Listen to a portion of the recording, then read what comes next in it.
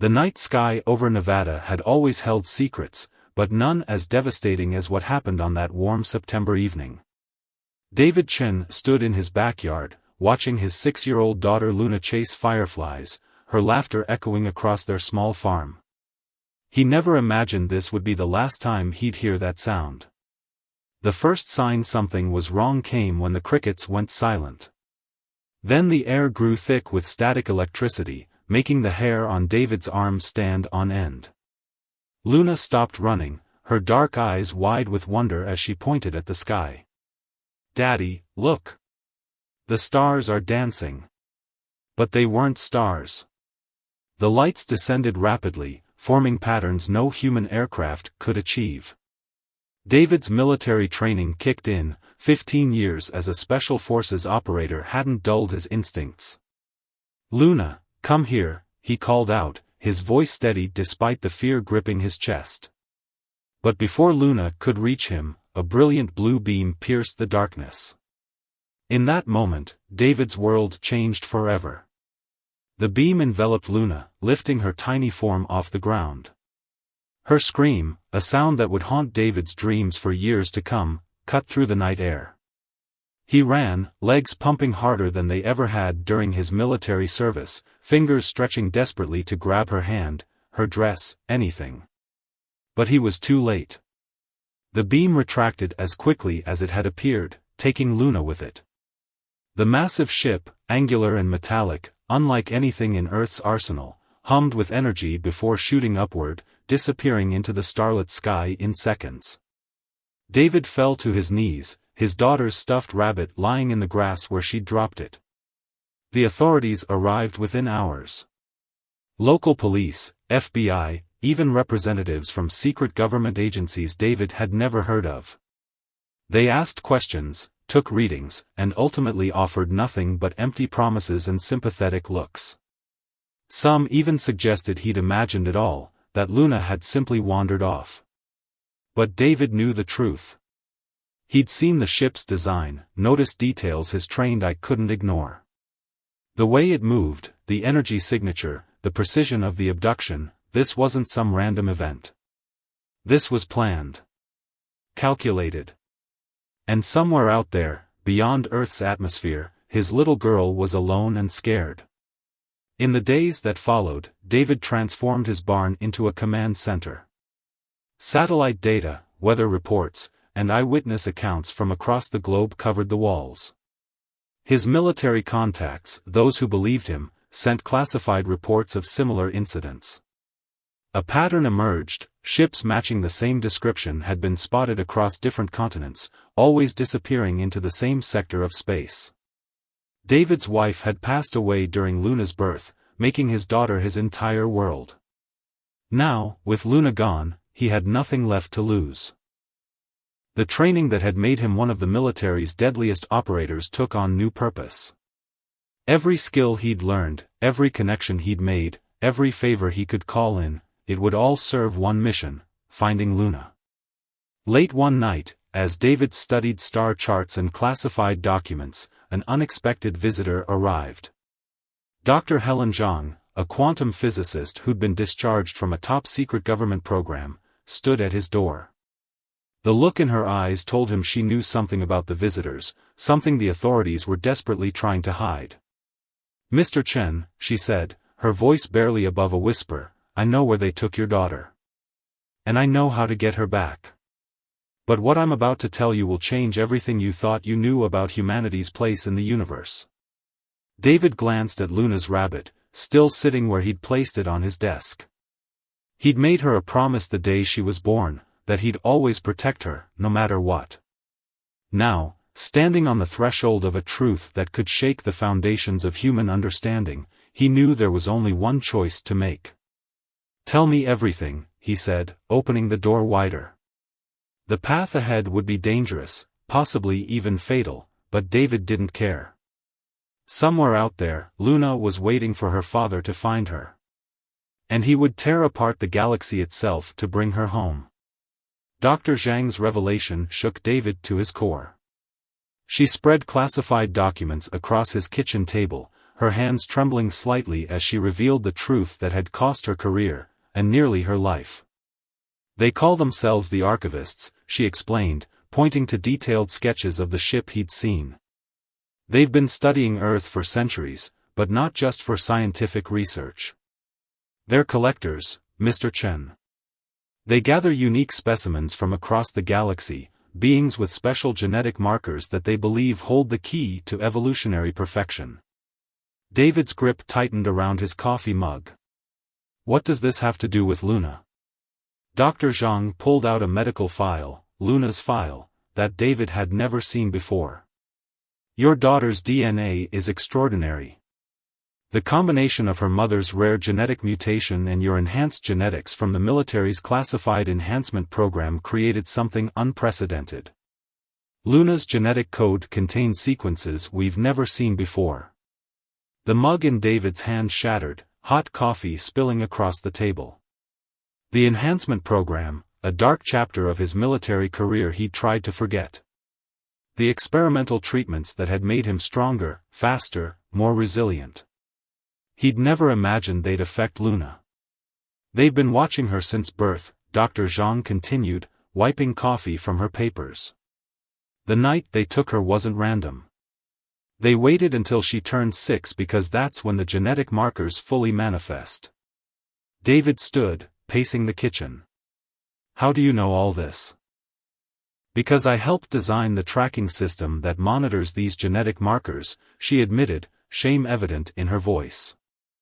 I thought we were conducting pure research, advancing human understanding. By the time I realized what they were really using it for. She trailed off, her eyes distant. They took my son 2 years ago. He was 8. The revelation hit David like a physical blow. He wasn't alone. How many other parents were out there, grieving children stolen by beings beyond their comprehension? There's more, Dr. Zhang said, pulling out a star chart marked with strange symbols. The archivists have a pattern. They transport their specimens to a processing station on Europa, Jupiter's moon, before moving them to their main facility. Luna will be there for exactly 3 Earth days before they move her.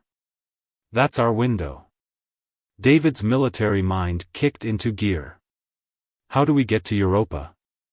A slight smile crossed Dr. Zhang's face. That's where things get interesting.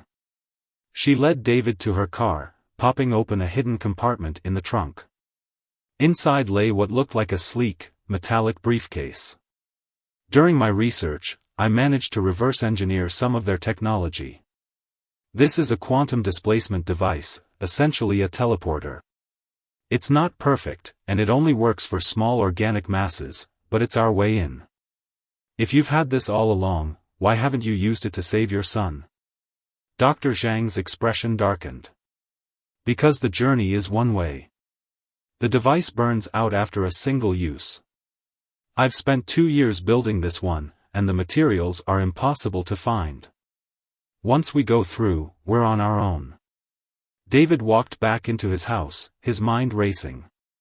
In his command center, he pulled up satellite imagery of Europa, studying its icy surface.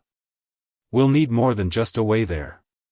We need weapons, supplies, a plan.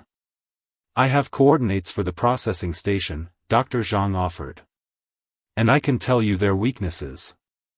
The archivists are advanced, but they're not invincible. Their environmental suits can't handle extreme temperature changes, and their neural networks are susceptible to certain electromagnetic frequencies. Over the next 48 hours, David and Dr. Zhang worked tirelessly. His special forces contacts provided advanced tactical gear modified to work in Europa's harsh environment. A friend from NASA supplied detailed thermal maps of the moon's surface. Another connection delivered experimental weapons designed to disrupt alien technology. But their most valuable asset was information. Dr. Zhang's knowledge of the archivists revealed a species driven by cold logic and an obsessive need to catalog and collect. They saw themselves as preservers of genetic heritage, viewing their abductions as a noble pursuit. This blind spot in their ethical reasoning made them predictable, and potentially vulnerable. As they made their final preparations, David found himself in Luna's room. He picked up her favorite book, The Little Prince, remembering how she'd always asked questions about the stars. Now those same stars had taken her away. "We're ready," Dr. Zhang called from downstairs. David tucked Luna's stuffed rabbit into his tactical gear. The quantum displacement device hummed to life in the barn, creating a shimming portal barely large enough for a person to step through. Dr. Zhang typed in the coordinates, her fingers flying over the alien symbols she'd learned to decipher. "The processing station is built into a massive ice cave," she explained. "Security will be minimal, they don't expect anyone to reach them there. But we'll only have 18 hours before Luna is moved. After that..." She didn't need to finish the sentence. David checked his weapons one last time.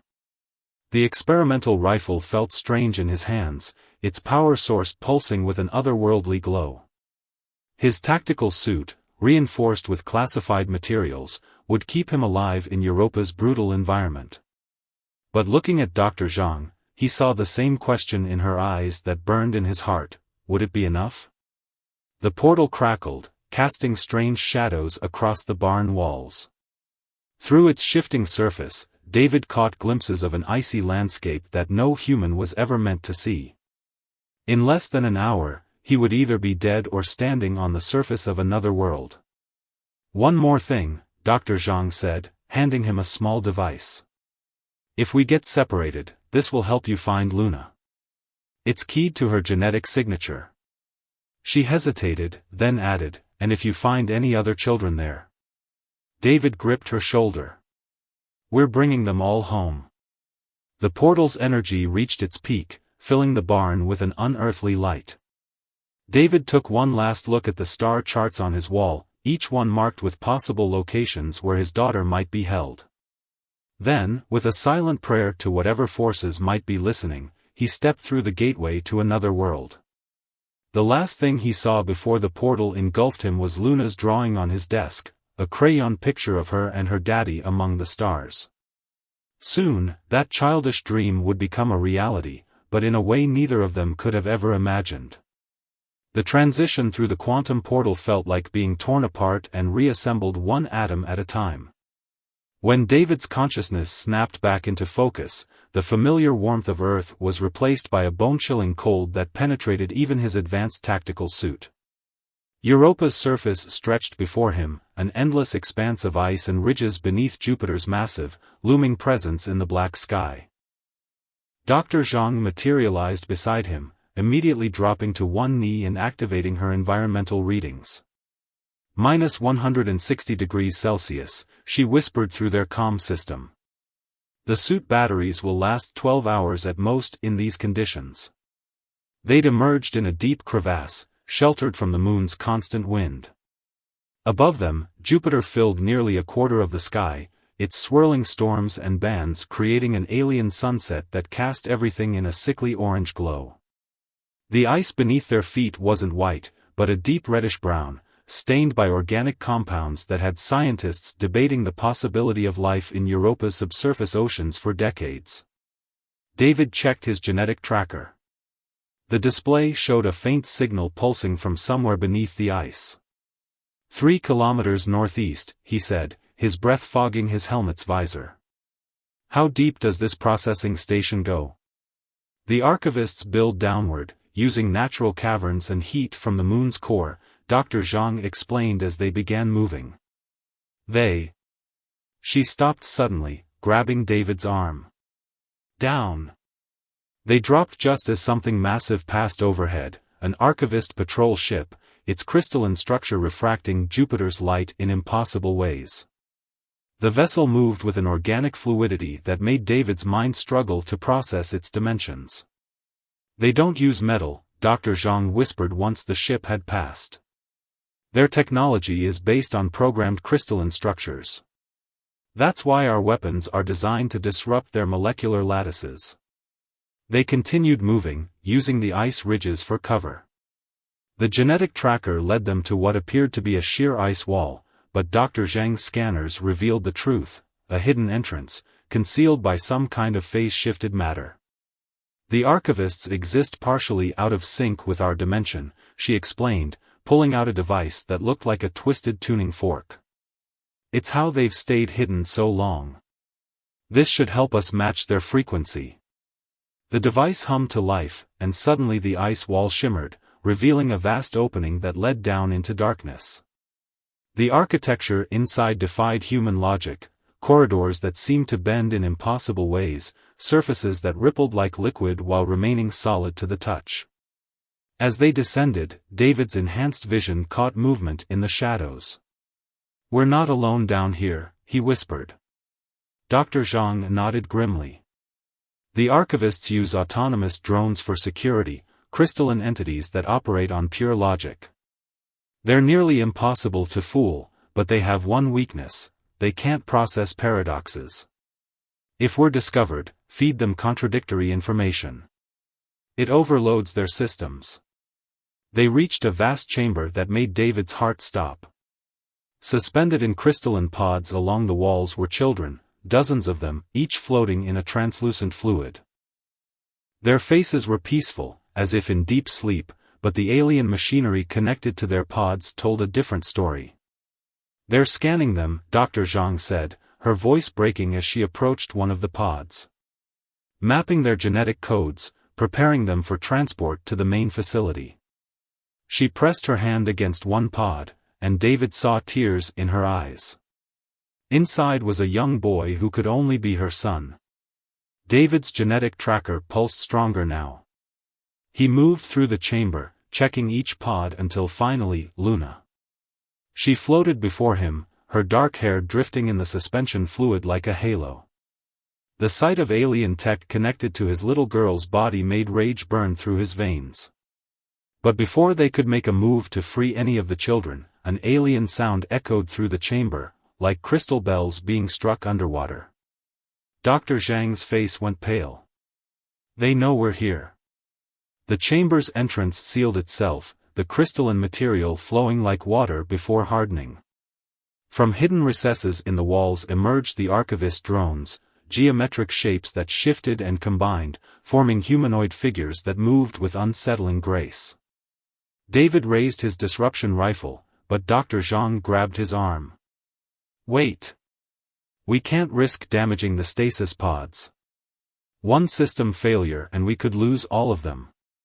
The drones surrounded them, their crystalline forms refracting light in hypnotic patterns. Then, from another entrance, emerged something else, an actual archivist. The alien being stood nearly 3 meters tall, its form constantly shifting between solid and transparent states. Its face was a complex arrangement of geometric patterns that somehow conveyed both intelligence and complete otherness. "You should not be here," it spoke, its voice bypassing their ears and appearing directly in their minds. "The specimens are part of a greater purpose. Their genetic patterns will help preserve the diversity of this galaxy's life forms." "They're not specimens," David growled. "They're children. Our children." The archivist's patterns shifted, creating what might have been an expression of curiosity. "Your emotional attachment is noted but irrelevant. The genetic heritage of your species must be preserved. You cannot comprehend the scale of what we—" David cut it off, remembering Dr. Zhang's words about paradoxes. "If you're so concerned with preservation, why destroy the very family units that create the genetic diversity you want to protect? By taking the children, you're ensuring that their unique genetic lines end with them." The drones nearest to them stuttered in their movements.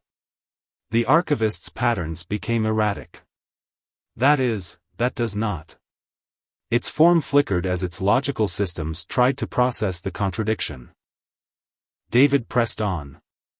"And if you're advanced enough to travel between stars, surely you can collect genetic samples without taking entire living beings. Unless—" He took a step forward. "Unless collection isn't your real purpose at all." The chamber's crystalline walls began to vibrate as the archivist's confusion rippled through its connected systems. Dr. Zhang seized the moment, pulling out another device, this one emitting a high-frequency pulse that made the crystalline structures around them resonate at their breaking point.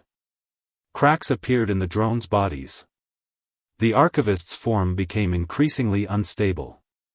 But they had only moments before the entire chamber could collapse around them, taking the children with it. David had come too far to fail now. With time running out and chaos erupting around them, he had to make an impossible choice, one that would determine not just Luna's fate, but the fate of every child trapped in this alien prison. In the chaos of the crystalline chamber, with cracks spreading like spider webs through the alien architecture, David made his decision. He pulled out Luna's stuffed rabbit from his tactical gear and held it up to the destabilizing archivist. "You say you study and preserve, but you don't understand the first thing about human evolution," he declared, his voice steady despite the chamber's growing instability. "This toy, it's not just fabric and stuffing. It's love, memory, connection. These are the forces that truly drive human development. By breaking these bonds, you're corrupting the very thing you claim to study." The archivist's form fluctuated wildly, its geometric patterns dissolving and reforming as it processed this new paradox. The drones around them began to emit high-pitched frequencies that made the stasis pods vibrate dangerously. Dr. Zhang was already moving, her fingers flying over the alien control interfaces she'd spent years studying. "The pods are interconnected," she called out. "If we can initiate an emergency protocol in one, it should cascade through the entire system." David kept his eyes on the archivist, noting how its reactions seemed to ripple through the very walls around them. "Your entire facility is one connected crystalline matrix, isn't it? That's not just for efficiency, you're part of it. All of you are." The alien being's patterns shifted again, and this time David sensed something new in its telepathic voice: uncertainty. "The preservation matrix requires harmony. Unity of purpose. Your presence creates discord." "Good," David growled, and raised his disruption rifle. Instead of aiming at the archivist or the drones, he fired at the ceiling. The crystalline structure absorbed the blast, but rather than shattering, it began to pulse with discordant energy that spread through the entire network. The effect was immediate and spectacular. The archivist's form destabilized completely, its consciousness seemingly drawn back into the facility's matrix. The drones froze in place, their geometric forms growing cloudy and unfocused. "Now!" Dr. Zhang shouted. She slammed her hand onto a pulsing crystal formation, and all the stasis pods hissed simultaneously. The suspension fluid began to drain, and the children inside started to stir. But their victory was short-lived. Deep within the facility, something massive was awakening. The walls themselves seemed to groan, and David felt an overwhelming presence pressing against his mind. "The collective consciousness," Dr. Zhang gasped, her eyes wide with realization. "The entire facility, all the archivists, they're one entity. And we just made it angry." The children were beginning to wake, confused and frightened. Luna's pod opened with a hiss, and David rushed to catch her as she stumbled out. "Daddy," she whispered, and the sound of her voice made all the pain and fear of the past days worth it. But there was no time for reunion. The facility was transforming around them, its crystalline structures flowing like liquid mercury, trying to seal them in. Dr. Zhang had reached her son, and other children were crying out for help as their pods opened. "The quantum displacement device," David said suddenly. "You said it burns out after one use, but what if we overloaded it? Used the facility's own power against it?" Dr. Zhang's eyes lit up with understanding. "The crystalline matrix conducts energy. If we can create a feedback loop." She pulled out the burnt-out device they'd used to reach Europa. "But the explosion would be massive. We'd need a way to control it, to direct it." "The ice caves," David finished. "If we can reach the upper levels, set the device to overload, and trigger a cascade failure in just the right spot." A violent tremor shook the chamber, and chunks of crystal began falling from the ceiling. The facility's consciousness was gathering itself for a counterattack. They had minutes at most. There are 23 children, Dr. Zhang reported quickly. Most can walk, but some are still groggy from stasis. We'll need to carry them. David lifted Luna onto his back, then helped another small boy to his feet. Navigation system still working? The display in his helmet flickered but showed a path upward through the transforming facility. Wait, Luna said suddenly, her voice stronger now. The stars, they showed me things in my dreams. I know another way. She pointed to a section of wall that appeared solid but, when David checked his scanner, revealed a hidden passage. They didn't know I was watching, learning. Dr. Zhang's eyes widened. The genetic markers, they don't just make them special. They allow them to understand the archivist's technology instinctively. That's why they were chosen. Another tremor, stronger this time. The hidden passage Luna had revealed began to pulse with soft light, while the main corridors were turning dark and threatening. They had to choose, trust in Luna's stasis-induced knowledge or stick to their original plan. Looking into his daughter's eyes, David saw not fear but determination. Whatever the archivists had done to her, however they had tried to study and change her, they had failed to break her spirit. She was still his Luna, and she was offering them a way out. Lead the way, Starlight, he said softly, using his old nickname for her. Then, to the others, stay close. Move fast. Don't look back. They plunged into the hidden passage, a line of frightened but resolute children following Luna's confident steps. Behind them, the facility's consciousness howled in frequencies that made their teeth ache. The crystalline walls pulsed with angry light, and the temperature began to drop rapidly as the archivists deployed their final defenses. But even as they ran, David couldn't shake the feeling that something wasn't right.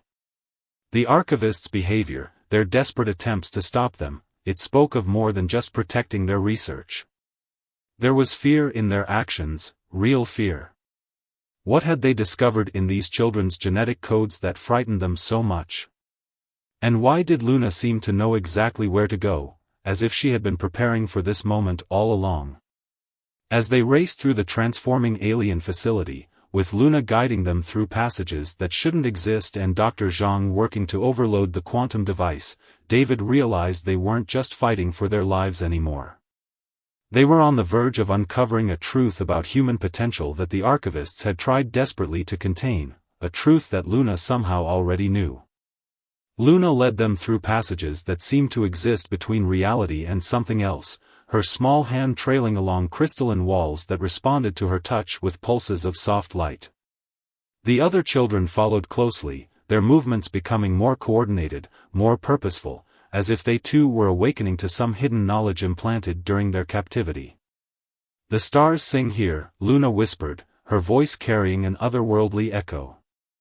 They're afraid of the song, Daddy. Afraid of what happens when we learn to sing back. Dr. Zhang, carrying her son alongside another young girl, caught David's eye. The genetic markers, she said breathlessly as they ran.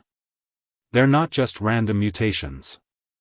They're activation keys for something buried deep in human DNA. A violent tremor shook the passage, and crystalline spikes began growing from the walls. The facility's consciousness was learning, adapting, trying to cut off their escape routes.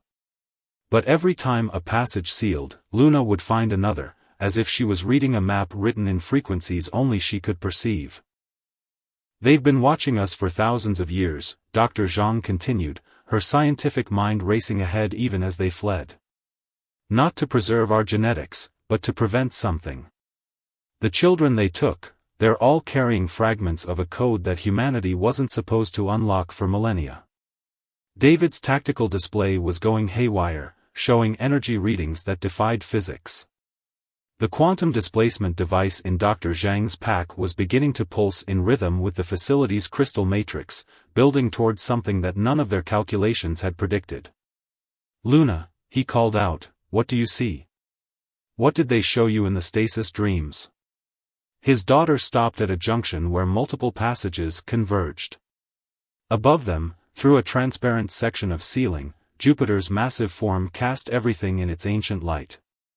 Luna looked up, and for a moment, David saw something in her eyes that wasn't entirely human. "They tried to map it," she said, her voice carrying echoes of knowledge no 6-year-old should possess. "The patterns in our DNA. But they couldn't understand because they only see in straight lines. Humans." She smiled, touching her chest where her heart beat steadily. "We dream in spirals." The other children gathered around her, forming a circle without being told. Dr. Zhang's son stepped forward, taking Luna's hand. One by one, the children joined hands, and the crystalline walls around them began to resonate with a frequency that made David's enhanced senses scream in warning. "The quantum device," Dr. Zhang gasped, pulling it from her pack.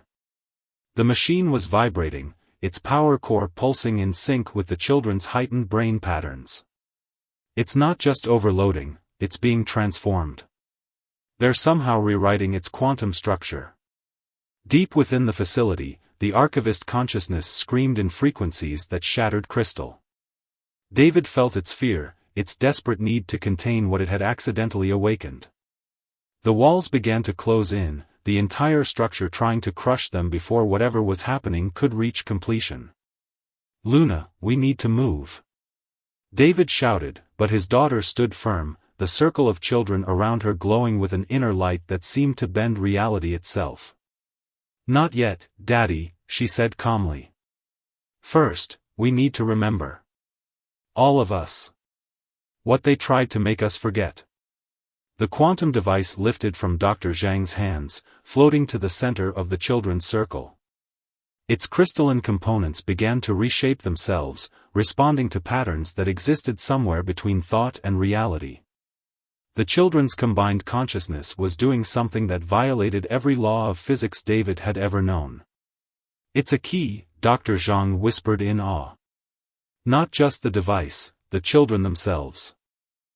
Their combined genetic patterns, activated by the archivist's own technology, they're unlocking something that's been dormant in human DNA since our species began." The facility's attacks grew desperate. Crystalline guardians materialized around them, their forms twisted by fear into weapons of last resort. But they couldn't approach the circle of children. Reality itself seemed to bend away from the power they were channeling. Luna's voice, when she spoke again, carried the weight of ancient knowledge. "They thought they were studying us, Daddy. But they were really watching over a lock. A lock made by someone who came before them, who knew that one day, humanity would be ready to wake up." The quantum device had completely transformed, becoming something that hurt David's eyes to look at, a key that existed in multiple dimensions simultaneously. The children's circle began to pulse with energy that made the very fabric of spacetime ripple around them. "They're not just children anymore," Dr. Zhang said, her voice filled with wonder and fear. "They're catalysts. The genetic markers, the abductions, the stasis programming, it was all leading to this moment. The archivists weren't collecting specimens, they were trying to prevent an evolution they couldn't control." Above them, Jupiter's light seemed to fade as another kind of illumination filled the chamber, something older, something that had been waiting in the coiled strands of human DNA since the first stars lit the cosmos. The facility's consciousness recoiled, its fear now mixed with a recognition that spoke of ancient promises and long-forgotten pacts. Luna turned to David, her eyes shining with stars that had never been seen from Earth. "Don't be afraid, Daddy," she said softly. "We're not running away anymore. We're running toward something. Something that's been waiting for us since before the first human looked up at the stars and dreamed of touching them." The transformed quantum device began to spin, tearing holes in reality itself as the children's combined consciousness reached out to grasp powers that the archivists had spent millennia trying to keep dormant. They were standing on the edge of a transformation that would rewrite everything humanity thought they knew about their place in the cosmos.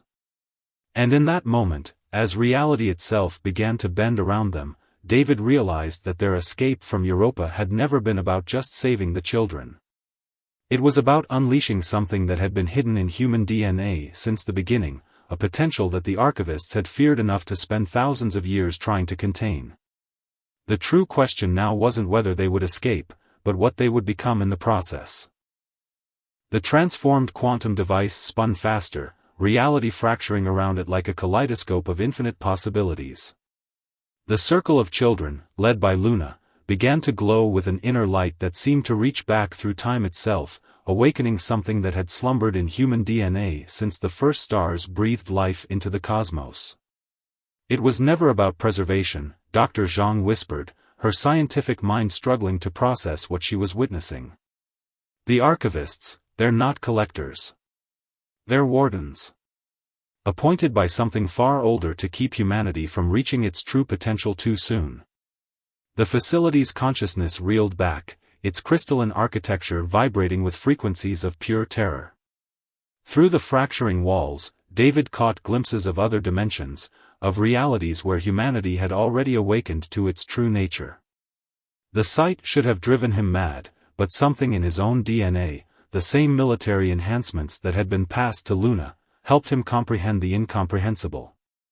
Luna's voice carried echoes of ancient knowledge as she spoke. The first ones, they saw what we could become. But they knew we weren't ready. So they locked away our true nature, scattered the keys through our bloodlines, and appointed the archivists to watch over us until the right moment. The other children joined their voices to hers, creating a harmony that existed somewhere between sound and thought. Each note seemed to unlock another strand of hidden potential in their genetic code. The quantum device, now transformed into something that defied physics, began to resonate with their song. But the archivists grew afraid, Luna continued, her small hand squeezing David's. They saw the patterns forming too soon, saw the keys beginning to align. They tried to stop it by taking us, studying us, keeping us separate. But they didn't understand, it was the separation itself that completed the pattern. David watched in awe as reality rippled around his daughter. The military enhancements in his own body were responding to the energy she and the other children were generating, allowing him to perceive layers of existence he was never meant to see. Through these new senses, he finally understood the truth. The archivist's facility wasn't just a research station, it was a prison built to contain human potential. Every stasis pod, every genetic scan, every moment of study had been designed to suppress the awakening that was now inevitable. But in their desperation to prevent it, they had actually accelerated the very evolution they feared. Dr. Zhang's son stepped forward, his voice joining the harmony. The keys were never in our DNA, he said, wisdom beyond his years flowing through him. They were in our connections. Our bonds. Our ability to love and sacrifice for each other. Things the archivists couldn't understand because they'd sacrificed their own capacity for love in exchange for immortality. The facility's attacks grew desperate. Crystal guardians emerged from the walls, their forms twisted into weapons of last resort. But as they approached the circle of children, something extraordinary happened. The guardians began to transform, their crystalline structures responding to the human song, remembering something of what they had once been before the archivists remade them. Luna turned to David, her eyes filled with stars that had never been seen from Earth. "This is why you found me, Daddy. Why all the parents were able to follow their children here. Love isn't just an emotion, it's a force as real as gravity." The archivists forgot that. They thought separating us would prevent the awakening, but our bonds only grew stronger across the void. The quantum device reached its final transformation, becoming a key that existed in all dimensions simultaneously. The children's song reached a crescendo that shook the foundations of reality itself. Through the facility's shattering walls, David caught glimpses of other worlds, other times, humanity spreading across the cosmos, evolving into beings of pure energy and thought, reaching potentials that the archivists had tried desperately to prevent. But it wasn't just the children who were transforming. Every human in the chamber, David, Dr. Zhang, even the unconscious children still being carried, began to change as dormant genes awakened. The military enhancements in David's body merged with this new evolution, creating something entirely new.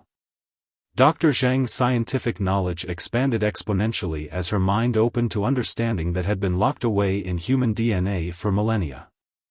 The archivist consciousness made one final, desperate attempt to contain them.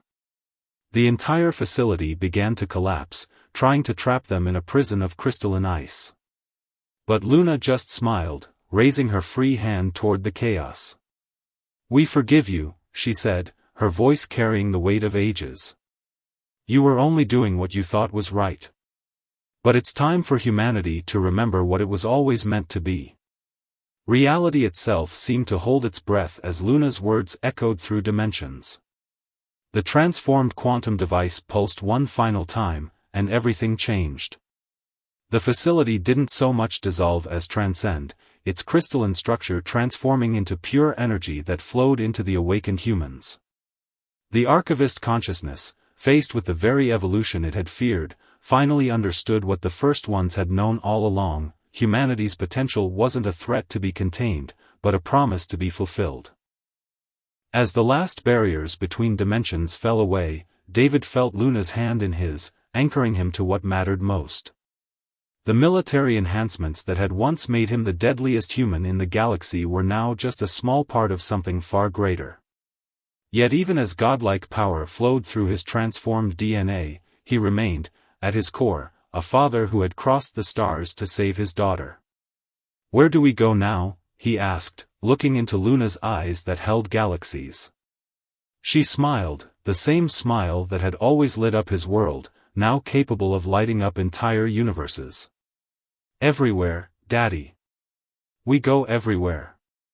The awakened children joined hands one final time, their combined consciousness reaching out to every human on Earth, gently beginning the process of awakening that would transform their entire species. The archivist's age of guardianship was over. Humanity's true journey was about to begin. And somewhere in the vast cosmos, the first ones stirred, sensing that their long-ago promise had finally been fulfilled. Their children had grown up, found their way home to the stars, and were ready to take their place among the infinite wonders of existence. Above them, Jupiter witnessed it all, its ancient light shining down on a humanity that was both ending and beginning, a species stepping out of its cosmic childhood and into an awakening that would reshape the very fabric of reality. Yet even as they transcended their original form, they carried with them the one thing the archivists had never understood: the simple, unshakable power of a father's love for his daughter.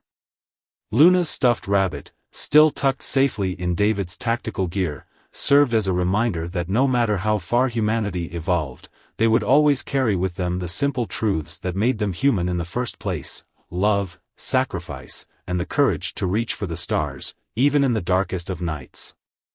The story of how the deadliest human in the galaxy became something far greater ended where it had begun, with a father and daughter looking up at the stars together. Only now, they weren't just watching the stars. They were becoming them.